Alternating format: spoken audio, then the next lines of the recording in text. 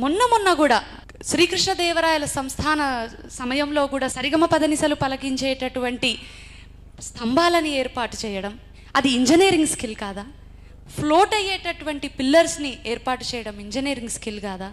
మరి మనం బృహదేశ్వర ఆలయాన్ని చూసుకుంటే 1.5 టన్ను ఉండేటటువంటి ఒక మకర దీనిని స్థాపించడం, ఒక శిఖరాన్ని స్థాపించడం ఇంజనీరింగ్ స్కిల్ కాదా? రామాయణంలోని ఎయిర్క్రాఫ్ట్ గురించి మాట్లాడినటువంటి ఇంజనీరింగ్ స్కిల్ కలిగినటువంటి ధర్మం ఇంకే ధర్మంలో ఎక్కడ కనిపిస్తుందండి? అంత విజ్ఞానము, అంత గొప్ప విశిష్టతనం. మరి అలాగా ఇప్పుడు పాఠశాలలని, యూనివర్సిటీస్ అని మనకు అనేకమైనటువంటివి కనిపిస్తున్నాయి. మరి తక్షశిల, నలంద లాంటి యూనివర్సిటీస్ మనకి ఏనాటి కాలం నుండో ఉన్నాయి కదా.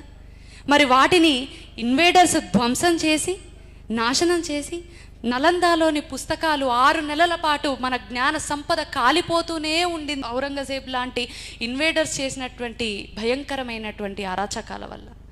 అటువంటి జ్ఞాన సంపదని కాపాడుకోవాల్సినటువంటి బాధ్యత ఎవరిపైన ఉంది?